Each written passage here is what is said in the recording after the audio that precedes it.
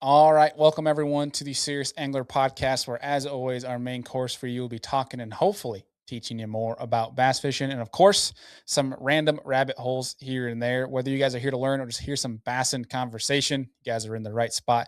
As always, I'm your host, Bailey Eigbrett, and I am rocking this show solo this week as Andy is tied up with some guiding and family stuff this week. But you can see some of his new episodes over on the Lure Lab.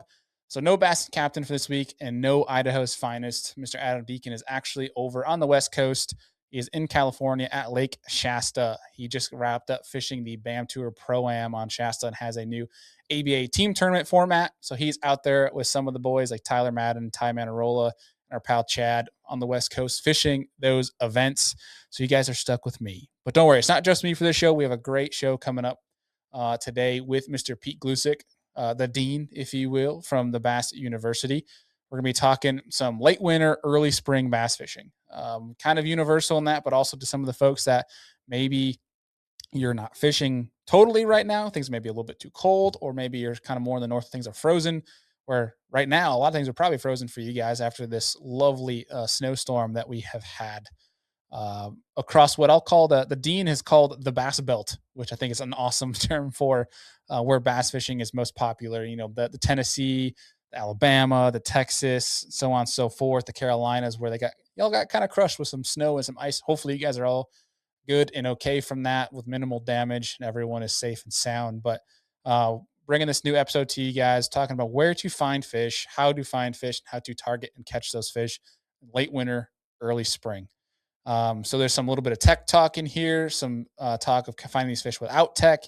So you're getting the best of both worlds. So we got some of that coming, and I am getting this episode out. It's a Monday here. This is a Wednesday episode, though, but we're recording here on a Monday, and that is because I am currently southbound. I'm actually going to be in Georgia fishing for a couple days on Lake Lanier. And then I'm headed to Florida for a good, probably a little over a week. I am really excited for it to get out of this tundra called Buffalo, New York. I'm excited to get out of the north and go bass fishing. I have not fished yet in 2026, and I have not fished in 2 months. So you guys know how important these podcasts are to my mental sanity to at least talk about a bass. Because if you're not catching a bass, at least talking about a bass. It's not really a close second, but it's a second. So looking forward to getting down there and actually getting on the water. My mental sanity really needs it right about now with all this snow outside. But I'm sure you guys have been seeing all the ads that we've been talking about before these shows across our whole network. But if you guys have not checked out our apparel, please go to SeriousAnglerNetwork.com if you'd like to support the show. And we don't just have podcast apparel on there. We got some of our limited edition bass boat hats, Mount Bassamore hoodies. I've seen a few folks like our pal Clint, Justin Lucas, and them, Yak Pack. They've been wearing our anglers, our athletes too shirts to the gym. So different stuff on there. Check it out. But before we get into today's show, if you guys missed the recent episode we did on Monday with for the Real Biology, the Serious Angler Real Biology, we had on Jeremy Risley from Arkansas's Game and Fish talking about the Legacy Lunker program, which is basically the mold of Texas's share lunker program put into Arkansas, and they're already churning out 10 pounders. So great for you guys that are in Arkansas or nearby states or neighboring states, excuse me, to see the success of that. Holy smokes. I think the snowstorm here has my brain frozen too. But we had on Jeremy as well as Natalie Goldstrom, who runs the Texas Share Lunker program. We're talking about the success rate of that and kind of some of the different things that go into it, especially starting the new year and trying to get more of those 13 plus pound fish out of Texas caught and turned into the program. So some really cool stuff. If you guys missed that one, definitely check it out. And a quick business from the Bass Boat segment for today's show for you guys. And as always, brought to you by our friends over at Rec Lending. If you guys are looking to buy a boat, if you bought a boat, looking to refinance, things like that, and you have some different questions around that, give the Rec Lending folks a call. They'll help you out whether or not you are going to go through them. They will do their best to assist you. Great people over there. And today's business from the Bass Boat, we got a couple things. Shout out to our boy, Drew Gill, for winning the first BPT event on Lake Gunnersville, just in incredible fashion. Caught him obviously doing his thing, scoping, but then catching and winding with a crankbait too, which was a lot of fun to watch. A pretty jam-packed final day and just really a nonstop catching event in total. So congrats to Drew Gill, as well as congrats to Matt and Leif Messer for winning the new and first one, the Dual Threat tournament. Seen a bunch of guys live streaming from that event, which was awesome. Saw Matt Robertson live streaming from there. I saw Kyle Patrick was live streaming from there. So kind of got to tune in and see the team tournament dynamic going on there. So kind of cool that they're bringing that as well as to a high dollar. And it sounds like no entry fee. Don't know the full specifics on the dual threat tournament format, and hopefully we're able to bring more of that on the show to you guys to share more about it, because that could definitely be a really big thing. And if it keeps coming, maybe one of the Serious Angler folks here will get involved in it. Who knows? Either way, pretty dang awesome. Congrats to the Messers. I think anytime you're in Florida and you see the Messer name, yeah, you're in trouble. Those guys are freaking hammers down there. Last thing for our ice folk, specifically talking, well, actually, there's probably a lot of states that have a lot of ice on their lakes now, especially after the storm from this past week. But if you are ice fishing, check out the new Humminbird Mega Live 2 and Explore Ice Bundle. They reformatted the actual carrier itself, and pretty bad to the bone setup if you're looking to use Mega Live 2 as well as the Explorer unit on the ice. But you guys know we're not the biggest ice fishermen over there, but for that to be cool, obviously we had to share that. So without further ado, I think we're going to get into today's episode, and that is with Mr. Pete Gluszek from Bass University, talking some late winter, early spring bass fishing. Well, folks, we are now with the Dean, Mr. Pete Gluszek, no stranger to the show. Pete, as we're starting this podcast, we're both snowed in, officially snowed in, the snowmageddon across the. We can kind of almost call it what you called it offline, which I love, is the Bass Belt. The Bass Belt got hit pretty hard with snow this week. Yeah, it did, but I thought we got hit hard, Bailey. We got a foot of snow, and you told me you got 3 feet of snow. I mean, you really live in the zone, brother. You get it bad. Yeah, it was funny. I was seeing all the people posting on social media prepping for all the snow and the ice and all that stuff coming. I'm sitting here, I'm looking at my wife, I'm like scrolling. The next post is somebody from Texas, next post is somebody from Kentucky, Tennessee, and they're all like joking about the winter coming and being this crazy thing. And I'm like, this is just another day for us. Like, what? So I had to make a post cracking at some people like, hey, if it's your first time with snow, don't eat the yellow snow. That's first real, tip number 1, avoid the yellow snow. But yeah, it's hey, it's, what it feels like though. It feels like that winter storm from when OH Ivy popped off a couple years ago. Kind of feels like that, right? Yeah, that's fascinating because we try to. We're in Texas every year with Bass U, and we're down at the Freshwater Fishery Center with our classes, and we always try to make a fishing trip around our classes. Mm-hmm. And dude, we get destroyed. Like, it's ice storms. There was a sheet of ice trying to get to the Dallas airport one year. We can't go fishing because nobody will come. Like, nobody will trailer their boats. But those that do catch all the sharelunkers. Mm-hmm. Every single sharelunker, that's for those of you who don't know, 10-pound class or better. Every one that comes in, or 12, I think it's 12 pounds now. 13. Is it 13 now? Good Lord. It's 13. Yeah. Everyone that comes in during or post ice storm, massive cold front, unbelievably difficult conditions to fish in. But that's when the big girls bite. It's really crazy. Have you guys headed down there yet? We're back. We're done. We were there, and we had our events in Athens, Texas, and Anderson, South Carolina, and we had the warmest weather that we've had in a long time. And guess what? I got the flu, and I got grounded, and I missed the trip to Texas on the best weather we've ever had in Texas.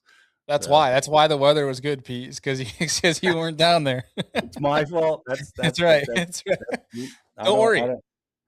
I'm the same way. This happens. There's always this storm every year when I try to head south. There's always some freak storm right before I leave, and the blame always gets put on me from bringing from the north down to the south. Yeah. Well, hey, if it brings the big bass to bite, man, the heck with it. I love it, and it's really fascinating to watch. Those giants down at the Texas Fishery Center. Have you ever been to that? Dude, I have not. I was supposed to go last year. Uh, ended up not being. I was supposed to meet up with Steve Barden to go there, and it ended up just falling through. But I'm trying to make it a point this year to go. I have an event down in Caddo Lake in Louisiana, so it's not too far. And I want to make Mhm. it the road trip home to go swoop by there, fish a little bit Yeah. of Texas, and then head back. But I fished Caddo once before. It's crazy cypress swamp kind of lake, very cool. And but yeah, they upgraded. They renovated the whole place down there at the fishery center, and that's where they have the share lunker program, so you can see all the giants and look at the yeah, offspring from these mega fish. But one of the most fascinating things that we got to see behind the scenes during the renovation was uh, they had a fish that was aging out, like she was past her prime, and um, after losing weight, because she was probably going to pass soon. She was down to like 17 to 18 pounds. She was down to down. 18 pounds. Yeah, Um, and to look at that fish in the aquarium, the width and the eyeballs and just the magnitude of that fish. I think I don't know if I could ever catch a fish like that. I might have a heart attack, or I might yeah, just, pass out before I could ever execute the catch. It just yeah, doesn't look real, Bailey. It's yeah, like I've never seen anything even close. I never seen anything hardly half that size as an 18 pounder. It's yeah. spectacular, but really cool place to check out and look at all the great records. You know what the interesting thing? One interesting thing is Lake Fork. How it had when Lake Fork peaked, it like from the size wise, like Mhm. breaking records for big Yeah. fish. It like peaked a few years ago. I don't know how many, but it has every single record for Texas. Like Mhm. for and and now it's like other lakes are putting them out, like OH Ivy, and there's other Yeah, lakes that are breaking the record. Fork doesn't put as many, like 15 pounds and up yeah, fish, still producing mega 10 pounders, yeah. but the giants, it was all about Lake Fork for such a long time. What Yeah, so crazy. we just dropped an episode. We had Jeremy Risley from Arkansas's Game and Fish on with Natalie Goldstrom, who runs the Share Lunker program. Yeah, I know And Natalie. Know her yeah, well. and we were actually talking about exactly this was about Lake Fork, that Lake Fork by far has the most share lunkers in the program of like, I think they said it was 480 something was the next one that was supposed to be caught. So they're almost a 500 fish in the share lunker program. And so Lake Fork by far has the most, but there are 79 lakes in Texas that have had a 13 pounder or Mm, larger caught in it. yep. 79. Like that is, and that's not even the lake list of 10 pounders. Like that is Right. unbelievable what they've done. But yeah, it was a super cool episode, Natalie, talking about that and how Arkansas has basically adopted the share lunker I program. saw that. I Yeah, saw that. Yeah. pretty dang cool. Yeah. Yeah. Yeah. We were at an event. Like I said, we always bring the ice storms with us. And they get the call. I don't know if you know how this works, but they Yeah, get they got they have like a they mobile crew. yeah, It's it's awesome. it's like it's like somebody puts the bat phone signal up there, or the Yeah. and Natalie gets activated, and they have the mobile truck, they fill it up, and they drive to wherever your share lunker is. I think they were going to Ivy on that trip, and it happened during our event. We got to see them go out and get that done. They got to move quick. It's like Yeah. it's like an emergency response action going on, Yeah, because they I call them want to the get to that basses. fish. They want to give that fish the absolute best chance for survival. So they run Yeah. and gun, man. Yeah, I call them bass fishing SEAL Team 6. Is that is that crew because they're getting in, they're getting there fast, and like there's probably no other crew I trust more to take care of a big fish than those guys. They're Yeah. prepared for it. But yeah, it's uh I for that fisheries, like that location, what they do with the Share Lunker program, all I want to do is I would love to go and set up a GoPro and just put it underwater when they feed the tubs with trout. That's all I wanna do. I just wanna record it and watch it because I could watch that for forever. I told them, I was like, "The content idea that would be gold for the Share Lunker program and just Texas Parks and Wildlife was like, you just need to have like, some lakes will have like somebody's house will have a 24/7 camera that you can see like is the lake frozen over or not. Like if you had that on that bass tub, like with all the giants in it for feeding time, you know how many people they would bring to watch that? I'd have that tab open every day and watch it during breakfast. That's a great idea. Like they have the Yeah. here in DC, they have that like the Eagles nest cam, Yeah, exactly. where they watch the Eagles babies hatch and they watch the bring food back. That would be amazing. You could watch them spawn and Yeah. uh and then watch that whole process, but the feeding process, yeah, you That's know, what I wanna see. yeah, that would That's get them. awesome. Yeah. Well, we're almost 10 minutes into this thing. We have not even talked about the topic at hand, which I kinda figured as much with us, Pete, but, hopefully people enjoy the bass and banter here. We do warn them in the introductions that there's a lot of rabbit holes, but, uh, Yeah. to to, uh, to be had, that's for sure. But so this time of year, obviously for us, we're snowed in here. But for most folks that still have open water or are about to have open water, is that late winterish, that early spring, whether that's now for them or February, early March. Again, for everybody it's different, but that early spring, late winter for you, what kind of things are you looking for? Now, say it's your first trip out for the year, getting the boat out, and you're going to go look to catch fish. What are some of the first things you're looking at to go and find fish? Well, when the water's cold, and this is fascinating to me, Bailey, because I've learned so much about this. Like, here's something interesting. We thought in the wintertime. Now it's all about the bait. Let me just say that it's all about the bait when the water's cold, and you find the bait, you'll find the bass. But we live on river systems, and we needed to get out of the current to catch fish in the winter, and that's generally true.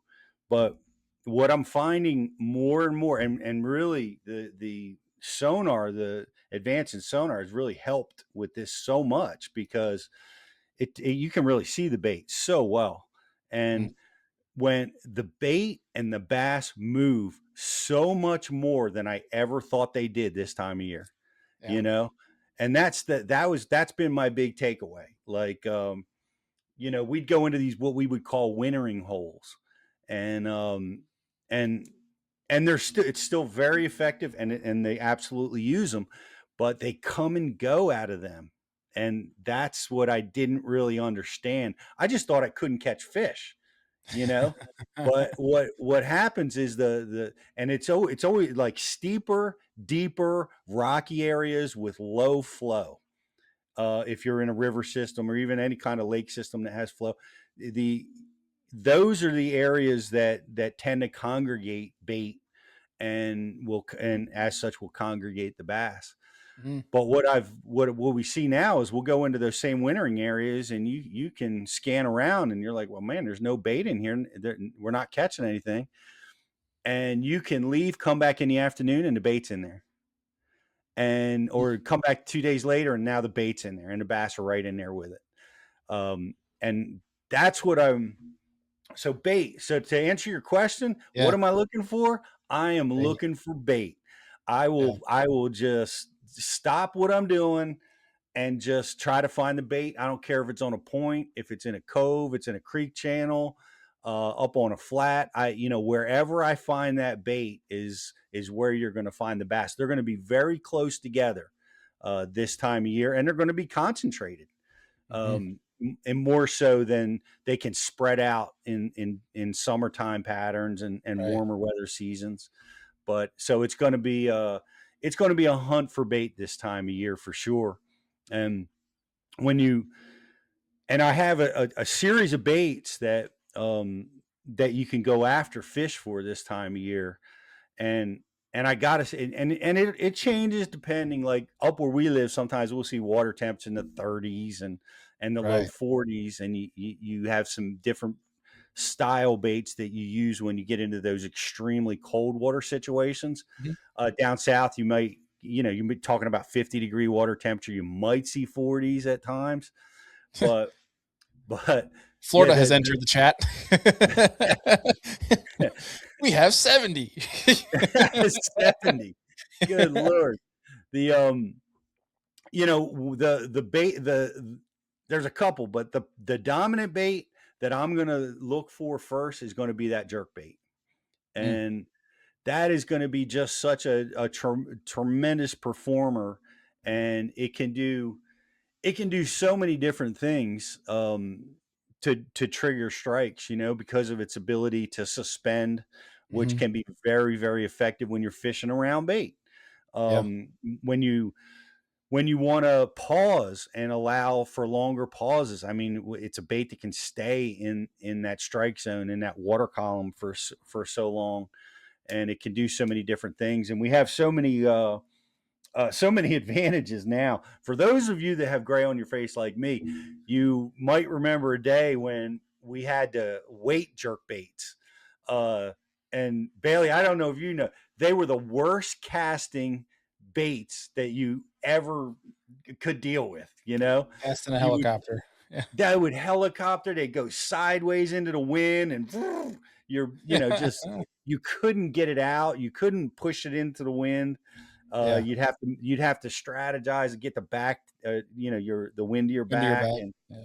and uh, we use lead wire, different weighting systems, to be able to get them down. But now it's unbelievable, the advancements with the weight displacement for casting. So you can fire Oh, long yeah. cast right into the wind, and you've got different depths that you can get involved with the plus ones and the Mhm. plus two baits to be able to get baits down a little bit. So it can be really a complex scenario, but man, there's no better bait that time of year to be throwing around bait fish, than a jerk bait. So that's the number one bait I go to. Yeah, and I feel like especially too, not just targeting the bait balls themselves, but like bait that's around targeted cover, like whether it's a rock pile or maybe there's some, I found where certain fisheries have cabbage that lasts throughout the winter time, or kind of like Yeah. an eelgrass will survive a little bit. Hmm. Jerkbait really excels if there's any sort of vegetation in that water temperature. Um, I'd love going just like a ball head swim bait. I feel like that is just the ultimate search tool as well. Just for numbers purely is from that standpoint. But I guess when looking for that bait for you, is the biggest tool getting on the big motor, or for our kayak folk, I guess obviously regardless of how your method is getting on side imaging and looking for that bait, or what's your method to try and go and find that bait faster? Well, there's no question that being on the big motor can be real helpful, but the bait does tend to run away from your boat when you're at idle, and you can miss it a lot of times at idle, especially if you're in 15 feet or less, shallower water zone. So I like to put the trolling motor down, and with a forward facing sonar unit, I can look around with it. Yeah. If you're fishing, like I said, with a paddle, and you're doing it without that, it's a little bit more difficult. But one thing that can really always be helpful is birds. Birds are going to be a great tool for you to use. If you don't have sonar, if you do have sonar, you can see birds at 70 miles an hour, and you can see Drive them to the over ramp. there.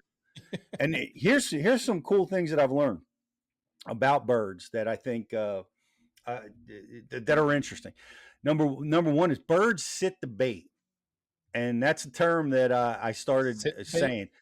They sit the bait. In other words, you'll see just a group of five little seagulls of who knows what variety. There's a million kinds, but they'll be in a pocket or out off a point, and they'll just be sitting there, and you'll drive by, and you'll think nothing of it.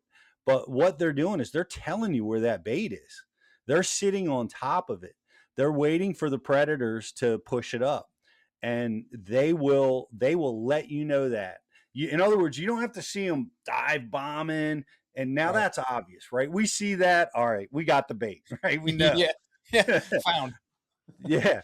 But if they're just sitting on it, this is a great one.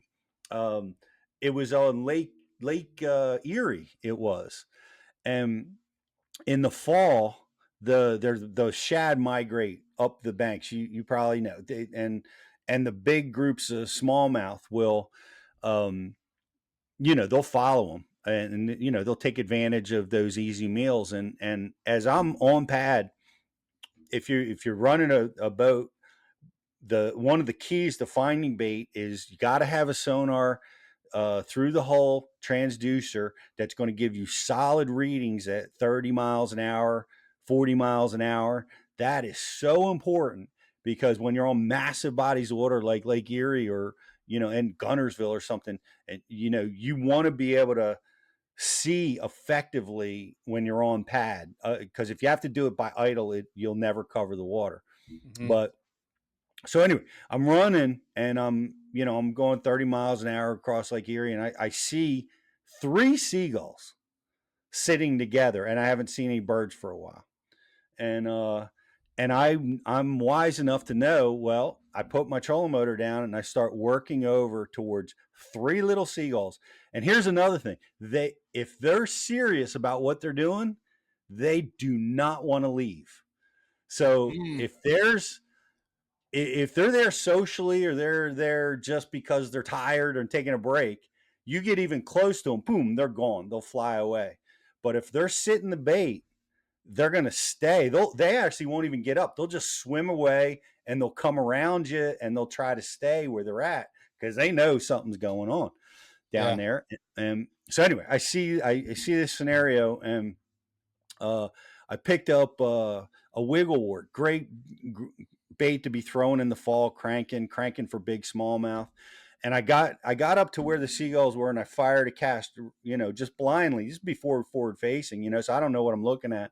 And I threw out there and just reeled it under where the seagulls were, and I caught a 4-pound smallmouth on the first cast. And it came back, and it had countless smallmouth with it as I brought it to the boat. And I'm like, whoa, what in the world? I'm like, this is amazing. So I drove, we were at a Sandusky. I drove across Lake Erie to get to this area. And I'm trolling up to my waypoints where I marked this. It was a rock outcropping with a little ditch in it. That's where these seagulls were sitting and where I caught that fish. Yeah. And as I trolled up to it, I threw out my first cast right down this ditch. And I caught I don't know, 3 or 4 pound smallmouth.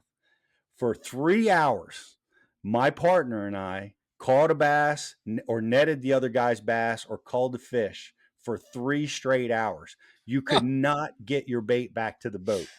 And Oh, that's that amazing. I had almost 25 pounds. He had over 20 pounds. And that was back, in the MLF days, the FLW days. And all of that came from seeing Seagulls. 3 seagulls sit in the bait, you know? That's So amazing. yeah. So pay attention to the birds. They're there for a reason. They've got to eat, and they've got to eat through the winter scenarios. And it's a little bit tougher at times. So, they're Yeah. going to tell you where it's at. One other really effective bird to pay a special attention to this time of year, cold water when we're offshore kind of deal, is the loon. Oh, The loons loons and bass have some kind of special relationship. They tend to be together for some reason, and I see it so often. Like you'll see cormorants, mm-hmm. like to me, their nature's bullies. They'll bully bass out of the area, and they're really over aggressive, and there's lots of them. Yeah. Nasty Uh, things. yeah, so you'll catch bass around them, but you got to be on the outskirts. It's not the same as when you see loons. When you see loons and bass, I mean, they're in the mix together. It's almost like they're working the balls of bait together. and Yeah. they don't bother each other, and they tend to feed on the same size bait that works for both.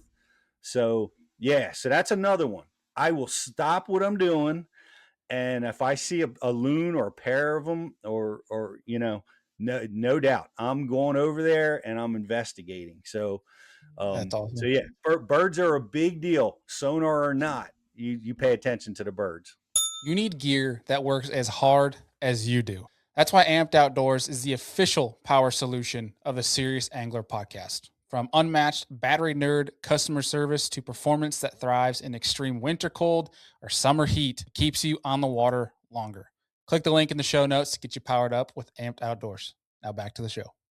I absolutely love that because I feel like the seagull one is a very universally known thing amongst anglers. Where if you see seagulls diving, like regardless if you fish the salt or if you fish fresh, you're like, okay, yeah, you know what that is. Yeah. I mean, it's like the pre Gobi Oneida days when everyone was just running around finding the seagulls. Um, the loon aspect though, that is one I feel like that's still kind of overlooked, and one I just feel like personally, loons are just badass. I love being around loons. They Yeah. sound awesome. They leave you alone. They're cool. They're pretty. Hmm. But yeah, dude, I've seen that so many times. Specifically up by like Champlain, Lake George, a lot of the Adirondack lakes where there's a lot of loons. Anytime you see a group of them, there's almost guaranteed to be bait under them. And I picked up on that a couple years ago, and I love that you said that because that's something that I don't see loons too much when I travel around. It's a lot for me is like the northern New York. We got a little bit of them in the Finger Lakes, but yeah, if you see loons, they got those alewives dialed. They know where they're at, and it's they're an oppressive bird. But I love that notion. Yeah. But yeah, It's it's cool to see that and pick that up. I love the story of the three seagulls because that's that to a T. yep. And I've used that over and over again, and that's the thing that people miss is they're just sitting there doing nothing, and you like you need to get your Hmm. radar up. Like that's they're not doing nothing. They're there. Yeah, They're there for a reason. But loons also surprise me because they are a northern bird, but we see them at times on the Chesapeake. yeah. When I go down south, a Here in lot of the Texas. reservoirs that I've been down there, like just randomly, you'll see loons like Lake Norman in North Carolina, and the Murray. variety of places that you'll see loons. They've really spread out quite a bit, but they're real big indicators of fish. Love those birds. Yeah, they're cool as heck. They're probably the one bird I'm okay fishing around. Geese and stuff, I'm like, get the hell out of here. Yeah, But yeah, loons are always welcomed. yeah. One of the things, so chasing bait aside, let's remove technology from the equation. For Hmm. guys that either are fishing the bank or they are guys that don't factor in sonar in their fishing, they want to go flip a bank, they want to go find some laydowns, things like that. How important to you is water clarity and water temperature? Well, there's a couple different ways to look at that, and I will say this: water clarity is a function of current conditions, and so you got to pay attention to what's happening. If is the water clearing, is it stable, or is it getting off colored? And in these cold water seasons, it's paramount. And I got tons of stories, so I'm gonna give you another one, Bailey. I The love it. These stories are amazing. So keep them coming. Texas, preparing for a Bassmasters tournament, of fishing a place called Richland Chambers, and pre-practice we go 30 days off limits. So before that, we were allowed to scout. So I went to this lake and put 7 days of pre-practice in on this lake. It had cold rain, like these ice storms that had just come through. And it was filtering into it, dropped the water temperature to nothing and muddied the entire reservoir up. And for 7 days, I didn't catch the first bass during pre-practice. And I don't know, very few people on the planet have been 7 days in a row without Yeah. actively fishing, trying to catch one, and not being successful. So you know what that can be like, you know. Is that the Um, week that the beard became white? Is that what happened? it's the kind of situation where you just throw your hands up. You know what I mean? Like and you start going like, well, there's no point in me fishing. 30 days from now, it's going to be a different condition. Let me just look for structure. Let me try to Yeah. find ways to use my time. So 7 days, 30 days go by, come back, right? Figuring, okay, we're going to have better conditions. Guess what? Another ice storm comes the day before their tournament starts. So we're going to have the exact same conditions that I just struggled in. So now we're official practice. We get 3 days. First 2 days of practice, guess what? No bites. So it's 9 days on this body of water now with not a single fish caught. And now I'm growing gray hair. Now it's starting to turn. So day 3 comes out. Now we're starting to come, like there's a little bit of time between the rain event now, so, and you'll see water clarity, water temperature, things can start to improve a little bit, but it's Yeah. barely improved. It's barely changing. In the afternoon on the last day of practice, I caught 2 bites on a spinnerbait, and I caught them out of the shoreline grass and in a cove that was down towards the dam. Makes sense, right? The lower portions of the lake are going to be the first ones to clear, or hold clarity anyway, at times. So, and that's what I found. I'm like, I got those 2 bites. I put my rods in the boat. I'm like, I'm getting off this water. I mean, I've got something to do tomorrow. I cannot believe it, but I'm going to go run this pattern. So I drove around for 30 minutes or an hour before I came in, and I found 2 or 3 other places. I'm just going to go fish these places with a spinnerbait. Day 1 Yeah. of the tournament, I caught 20 pounds. Uh, That's awesome. so that it's there you go. So what's the lesson here in cold water situation? You're going to be looking for the most stable water clarity or clearing water clarity. That's going to be very important for wherever you're at. If you're in a situation where it's getting muddy, it's clear, stable clarity, and it's getting off colored, you can bet that cold influx of water is coming in, and it's going to shut that down. It's going to push bait around. It's going to shut the bites down. So my advice as far as water clarity goes is you're going to be looking for stable, clearing water in in cold water conditions for sure. So clarity is a big deal. I learned that lesson. 11 days of no fish being caught teaches you that lesson. Holy smokes. Yeah. I mean, I would have just called it quits at that point, and I would have been like, we're in Texas. I'm going to go find some other lake I can go fish. That's impressive, though. That's Yeah, impressive. you gotta embrace the suck, Bailey. You gotta Yeah. embrace it. You Yeah. as a tournament guy, you got to do it. Yeah. But Yeah. yeah, that was phenomenal. And now, there's water. We're talking about water clarity, water temperature. They're related. There are times, and man, I got this from some of the guys that have won on the elites that we've interviewed on the Bassmaster or on the Bass U stuff. That a lot of guys, and I've done this myself, and it's interesting and a little bit harder to find sometimes. Is you want to seek out the colder water, not the warming water, Hmm. but the colder water, because as you get out of the early winter, you get into the springtime stuff, the fish are going to make the turn. They're going to crash the banks. They're going to be thinking about spawning. But as you get into more cold, stable water, you're going to have fish that are still bait oriented. They're still going to be biting that jerk bait. And, so there are times when you think, oh man, I'm in the coldest part of the lake. Well, depending on the season you're there, that's not necessarily a bad thing. That's interesting. Yeah, because I feel like there's a lot of times, and maybe it's just purely the power fishermen look for this, but you look for kind of some of that dirtier, warm trending water. Water that's Mhm. warming up, has some sun on it. 'Cause I mean, I think anyone that's ever experienced it can agree when you have a spinnerbait in your hand, you got some little bit of dirty water that's warming up, it's on the upward trend, and you got some laydowns, you're about to have a very fun time. Like, that is a glorious moment when you can go fish like that. So I feel like a lot of Yes. people look for that, but yeah, I guess if you're looking for a stable pattern where that dirtier water, to your point, can be very unstable, Mhm. that might be a better option is finding those fish that are still on bait, especially if it's deeper water, it takes longer to warm up. That can be a bit more of an option, especially with looking at weather nowadays. We know every tournament weekend means there's a cold front coming. That's usually that dirty or warm trending water is probably not going to be very good come cold front, but Yep. uh, Yeah. Well, it's cool to see how those interact.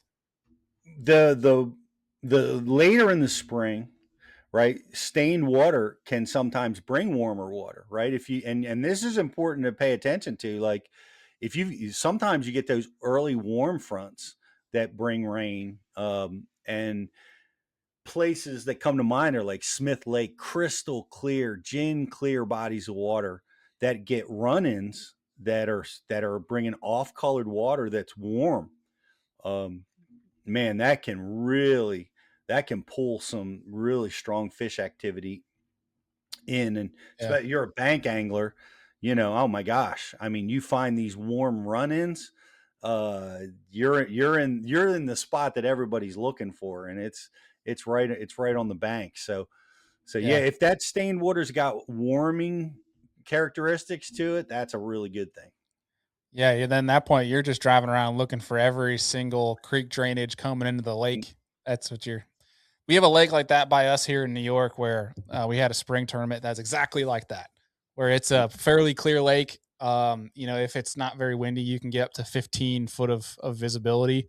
And it was like late April, if not like early May tournament, and overcast, raining all day, and just like how the glacial lakes and the Finger Lakes in New York, they're all just big bowls, and so you have Mhm. these the lakes split by valleys, and so it just started filtering in, and I just ran every single creek I could see coming into the lake with a mag draft and won that tournament, and probably had close to 24, 25 pounds of mixed bag. But it was like every single one you went to, you're like, yep, I'm gonna catch a fish there. I'm gonna catch a fish there. It's like you just Yes. know when that's gonna happen. That's a very feel like underrated way to fish. But when you see that stuff happening and the differences in watercolor mixing, that could be dynamite. Yeah, it really Yeah, can. Mud lines can be really dynamite. Off color water is not a bad thing. It's just it's all relative yeah, on yeah. what you're dealing with. And we get wind blown points, which are such tremendous tools. But I always tell people, like, it's great until the water becomes too muddy, Mhm. and then it can be a negative. But slight stain, Yeah, yeah, it gives the fish cover. It gives them a place to hide. Um, yeah.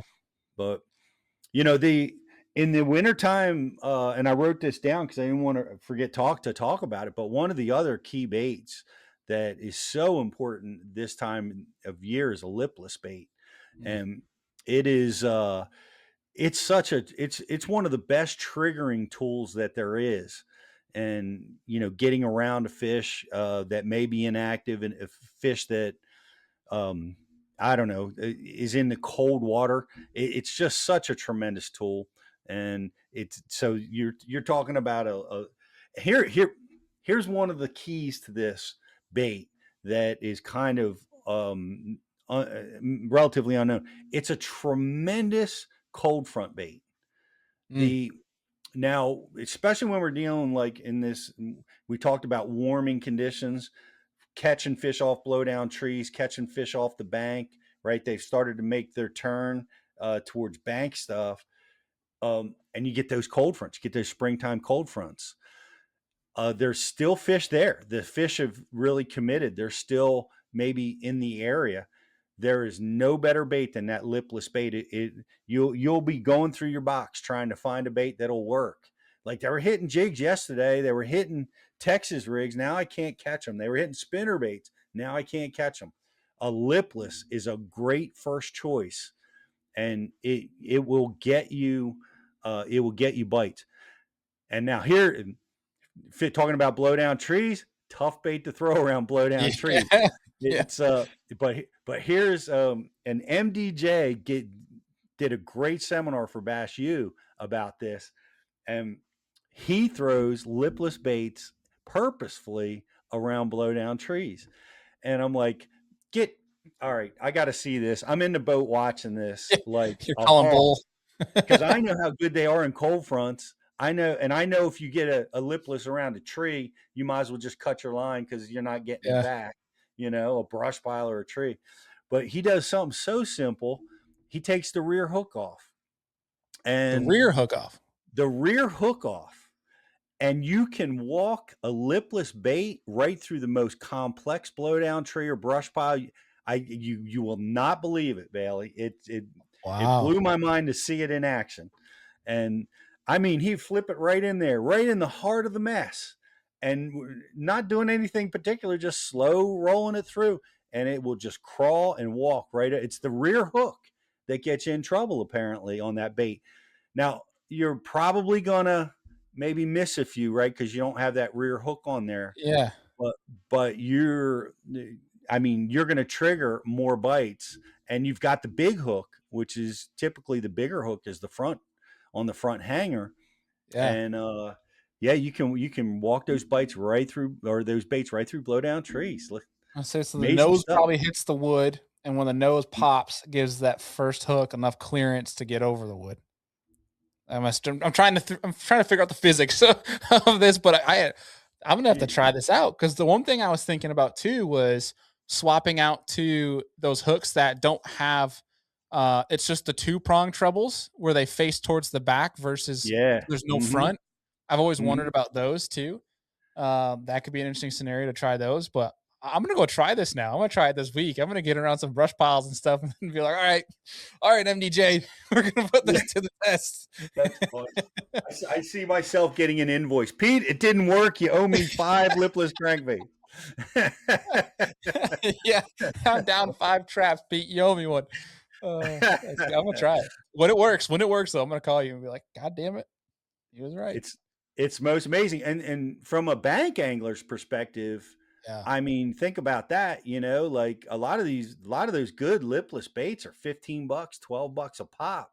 Mhm. And you're throwing it an unknown habitat, but man, to remove that rear treble, guys, it'll help you out a tremendous amount. But it's it's a really, really good cold front bait. So if you're in a cold front, who has a great cold front bait? That's everybody that throws their hands up in the air like don't know what to do.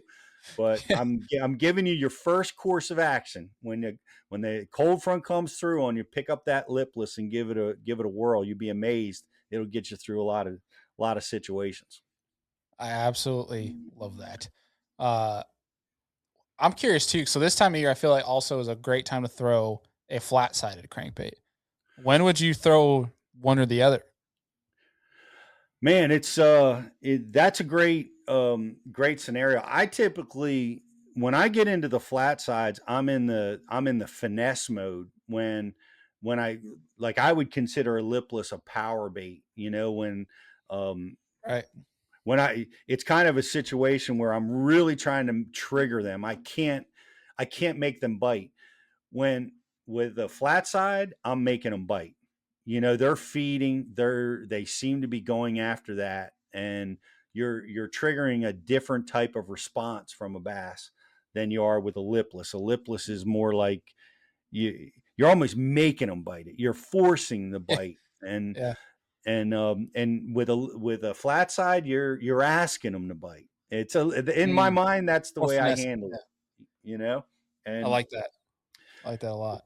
but they definitely work in similar areas, and I typically will throw that flat side type of bait in shallower water, um, and you know sometimes it's a little hard to get that lipless through that real shallow stuff because you got to bully it and keep it moving so fast that in that 1 foot zone and that 2 foot zone, but Right. yeah, both very very good tools though in Yeah. that zone depending on the conditions. Yeah. Well, to divert here and start wrapping this sucker up, one of the questions I have for you, Pete, is obviously you're known as the dean, but I think it is not a question to anybody when they start talking to you about this stuff. you're always curious. And that is one of the things that I've appreciated since getting to know you is you're always curious about things, regardless of how many things you've seen, you've learned, you've been told by so many other incredible anglers. You're always curious, and I think that makes you a great student. And with that being said, I'm curious what, whether it's a technique or I know you've been trying to work hard of learning forward facing sonar and things like that and how that implements into your fishing. What things have you been recently trying to work better on and get, basically study? What are you trying to become a student of right now? Uh, well, there's two things. I can't decide which one I want to tell you about. The Let them both rip. That's fine. the the first one is gear is more equipment oriented, and Bailey has fascinated me this year. I've been hearing it more, but this year at Bash University classes, I heard it more than I ever had, and it's not. People might say, it's not that fascinating. It is fascinating to me. Monofilament. Huh. People have stripped it out. They've thrown it away. It's braid or it's fluoro. And I am consistently is not the right word, but guys are bringing mono back. I'm talking about top tier uh, tournament champs on the highest level are folding mono into their arsenal because it helps them do things with their baits that they can't do with braid and with fluoro. Hmm. And it's really interesting to me. One of the primary ones to think about, and I know I've done this myself, is down here on on the tidal rivers in the Chesapeake. We do a lot of jerkbait fishing in the spring and the fall. Well, it's uber shallow fishing, and Yeah. the mono floats. So it's gonna help me hold that bait up and work it in that 1 to 2 foot zone, and I can keep that bait up and out of the dirt. Because if you've ever tried to throw a high dollar jerk bait like a mega bass in shallow rocky water, Good that luck. darn lip breaks off and you kill a $30 plug. I've gone through 5 of them in one day, you Oh, know, and it ouch. just breaks your heart trying to fish around shallow riprap or gravel. And that's where the big bass are. It's where you got to be. But the mono helps you keep that bait up in that application. Well, Hmm. that is the theory. So mono offers stretch when you need a shock leader. It gives you a little bit more stretch, a little bit more forgiveness. Yeah. If guys are using it in that application. Anytime you want to float a bait, you go to mono. And guys, I'm hearing it more. Never heard it as much as I heard it this year, Bailey, and I'm like, wow. All It's right. like, guys are, everybody kind of gets blinders on. Oh, fluoro. It's like, wait a minute, does fluoro benefit me in this situation? Could I do better with a different type of line? And That's so, interesting. yeah, so I like that. that's one that I'm studying this year. Like, I'm revisiting some of my techniques, and like, maybe I need to have a separate mono rod rigged for a variety of applications. Yeah. And Interesting. here, here's the other, and this is probably going to be more sexy. Um, this I don't know if you can Ah, see with the glare. yes.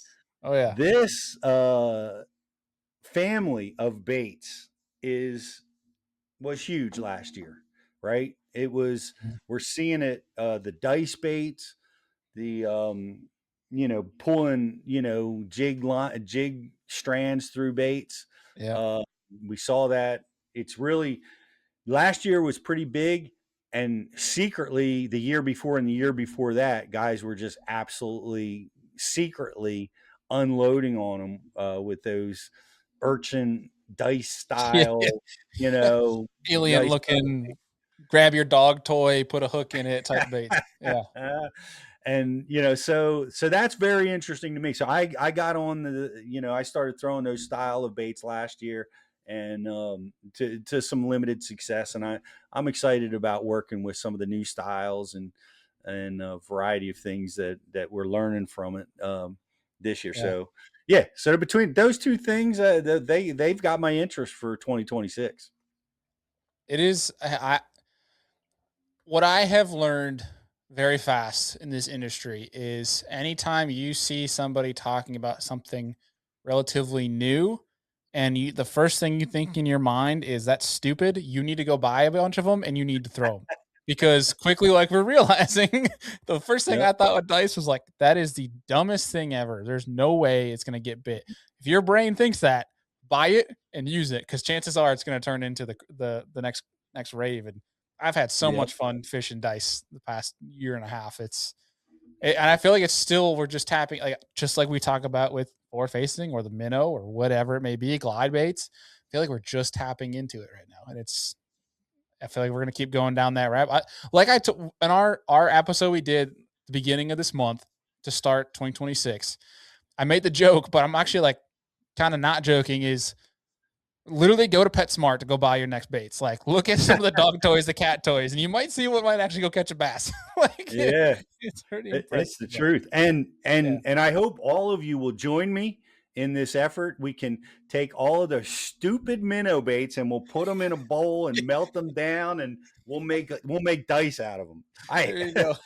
I am so wore out on Damiki rigging and minnow Yeah. baits. Oh my god, I got so many different colors, varieties, and Oh sizes yeah. and shapes, and oh my gosh, you never seem to find the right one.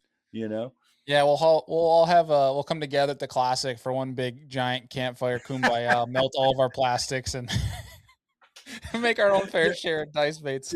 Dude, you're too young to remember the disco sucks movement, but Yeah. yeah, they had in the stadium. Everybody brought their disco records and they put them in the middle of the stadium and burned them down.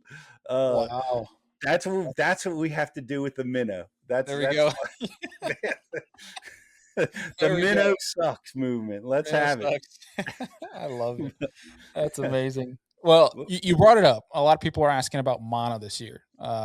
And so one of the things obviously people are talking about is now more than ever, the learning curve has accelerated. Obviously, you have and more anglers on that top level that are more approachable and accessible more than ever, obviously, for like social media, DMs, things like that. You have places like the Classic where you can go talk to people in person. You have YouTube, but there's still one of the things that helped me the most growing up learn without having to know these pro anglers and things that really like I really wish there was a statistic for how many hours I put in with my Bass U membership. The library that you guys have is incredible. And this was back, I think, when I was a senior in high school when I started diving into all this stuff back in 2015. And for people that are looking to learn, why is it so beneficial to have a Bass U membership than just to be browsing on YouTube and the world of finding out what's misinformation, what's not? Well, dude, I don't where you find your love for fishing, I consume it. You want to watch YouTube, social media. I love that you watch that, and thank you for being part of the Bashu program, Bailey. I appreciate that. But I can tell you this about what we do is we work really hard to vet our speakers and bring the teachers that are really learning the new techniques and developing the new techniques and strategies or honing in uh, old techniques to a level that we didn't even know about. But we work hard to bring that to the Bass University program, and and through the way that we teach, we work hard to draw those little details out Mhm. that can really help you catch fish consistently, and that's what we're trying to do. And we've uh, the thing is, you can teach somebody something about, I don't know, the dice baits, and Yeah. give them a tip. But when they get out there on the water and they run into current or wind or cold front situations, what do I do? You know. So Yeah. what we try to do is develop that entire process from beginning to end, so that when you get on the water, you're confident, you understand how to make what adjustments you may face and how to go out there and consistently catch fish. So Yeah. that's what we do at Bass U. And you know, Bailey, we're super excited. It's Bass U 2.0 right now. We updated our app across the board. So whether you're an iPhone user, Android, if you're on Roku or Amazon Fire TV, it's all there for you now. That with better search capabilities, Yeah. all the content that we have, and we release new instruction every single week at Bash U.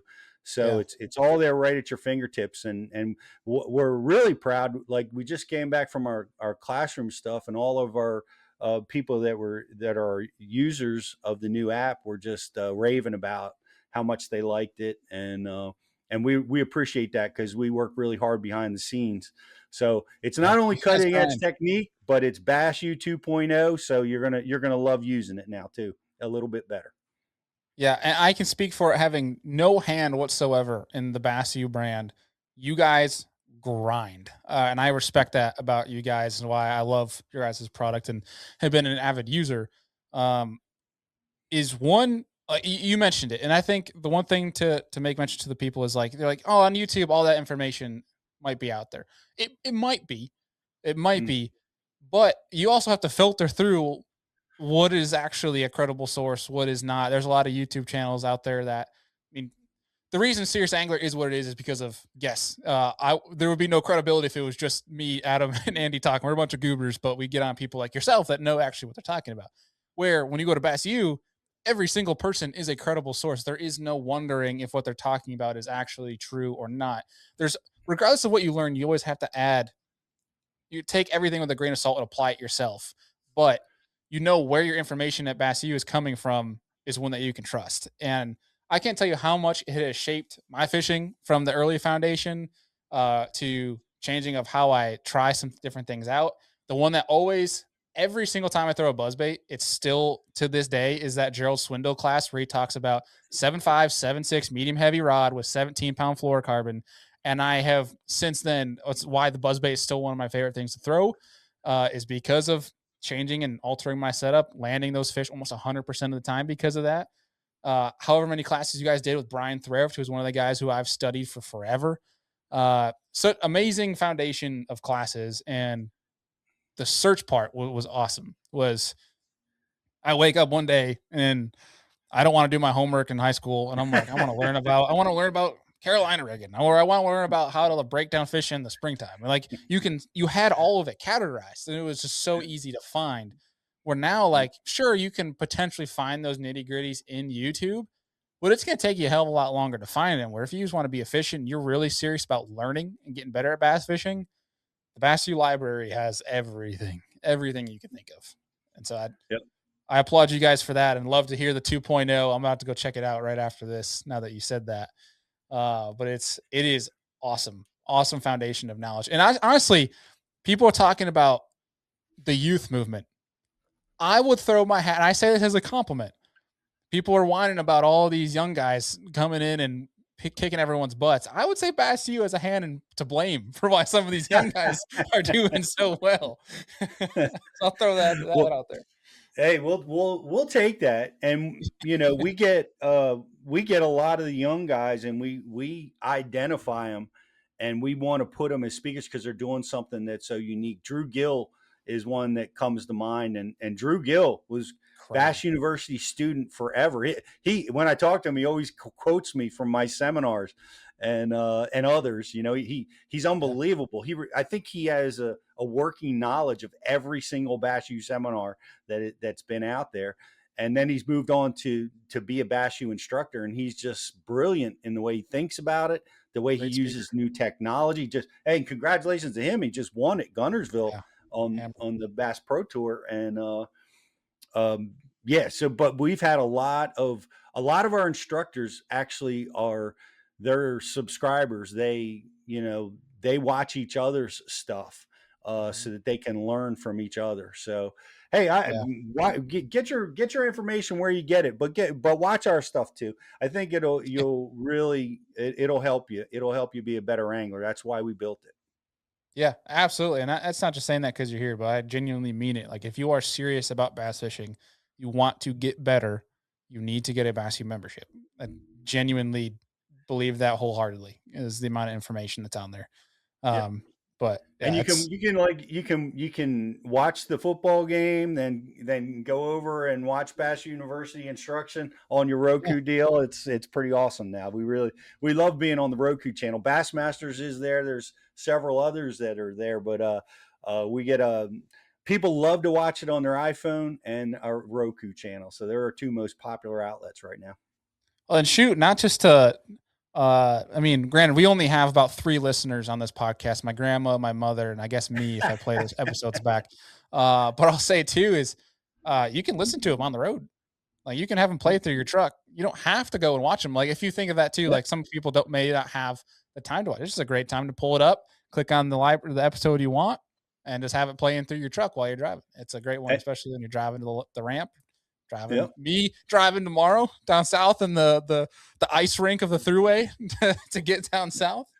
yep. Yeah, great time to I'm do that. glad you brought that up because that's one of our 2.0 features is downloads. So if you live in a place where your Wi-Fi is terrible, or our military are always looking for that overseas. That's awesome. Um, yeah, you can download episodes and watch now. So we're really proud of that feature. It's new to the program. We've been working on it for a while. So yeah, if you're driving and you're out in the woods, driving through Nowheresville going to the launch ramp, you can still learn about lipless crankbaits on your way. I love it. Well, Pete, my last question for you. We're gonna wrap this sucker up. Is What do you I got? don't know if you've seen this new dual threat team tournament format that's out. If you were to go fish it and you could pick any single angler out there on tour to be your team partner, who are you picking?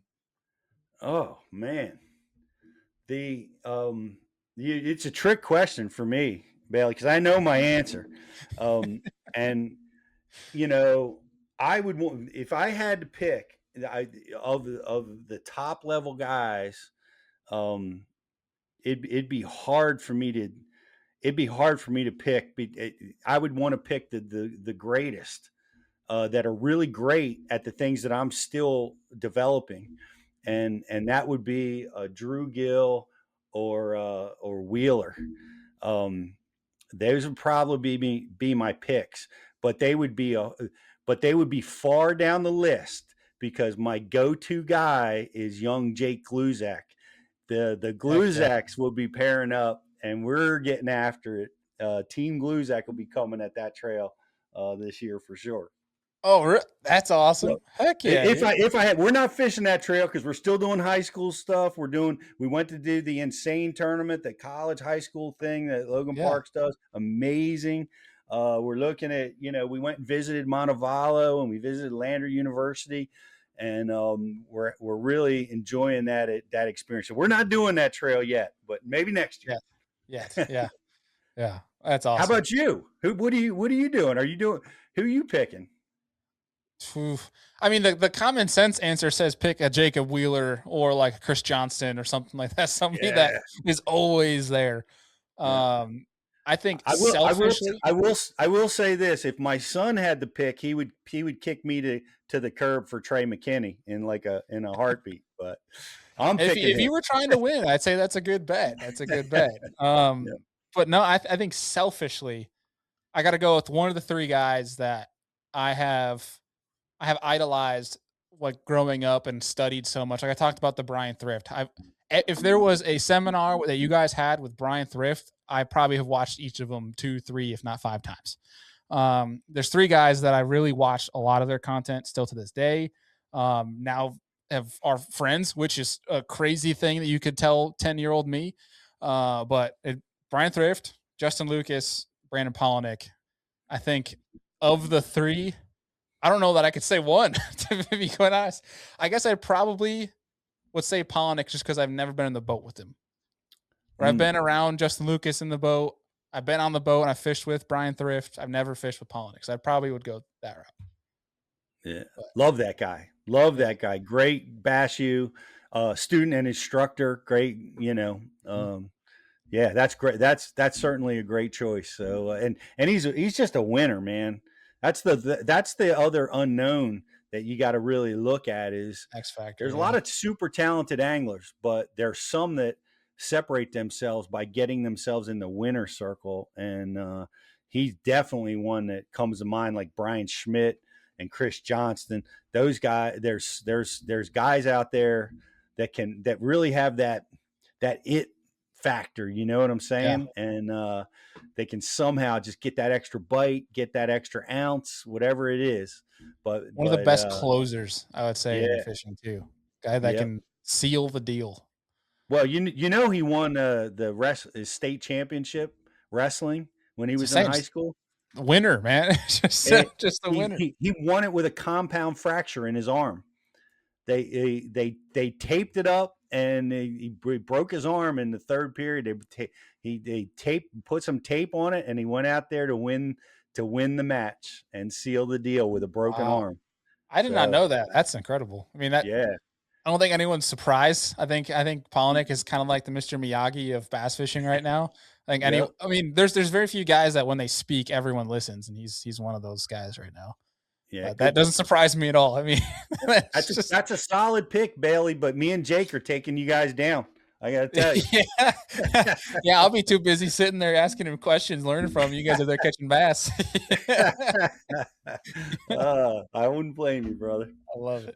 I love it. Well, Pete, I always appreciate the time. I'm very much looking forward to seeing you guys down at the Classic. And yeah, man. And any trips coming up for you guys? Yeah, we're doing the our tournament trail right now consists of the BASS high school nation tournaments is what Jake's gonna be competing. He's a 2-time state champ. Hey, He's also won the state championship in the TBF side, the tri-state championship. So he's going to go for a three-peat this year. there you So go. we're definitely going to be doing that. But we're looking at honestly, I'm looking at the BFLs this year, and Jake as a co, and get them some Hey, experience fishing different bodies of water with some different high level anglers. So we're thinking about taking on the BFLs, him and I, this year. love that. Absolutely love that. Looking forward to keeping up with it. And again, Pete, thank you so much for the time as always. And man, we'll be talking to you soon. All right. Thanks so much, Bailey. Congratulations on your success too, brother. Thanks for having me on.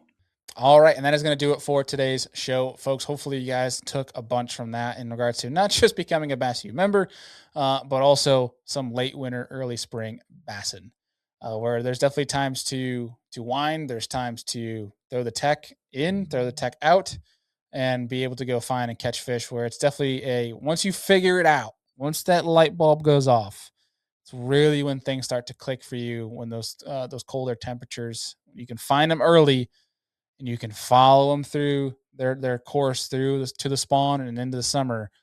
When you can figure out all those things, you can really start dialing in fisheries, and that's really when you get dangerous. Especially talking competition wise, but just in general of catching fish, catching bigger fish, and learning and taking those things that you've found from that day, jotting them down, keeping a journal. If you're in the spirit of learning, that is it's a great time to go out, put in the hours, and become a better angler, which is obviously what we're here about at we're all about here at Serious Angler. So appreciate y'all for tuning in to today's episode. We got more coming up for you. We have a Seriously Western show coming up next week. I think next Wednesday we might have a little rerun for you guys on an older episode that we'll put out. But as I'll be traveling and on Lake Kissimmee next week, preparing for the Bassmaster Kayak event on the Kissimmee chain. But as always, folks, appreciate you guys tuning in. We'll see you on the next one.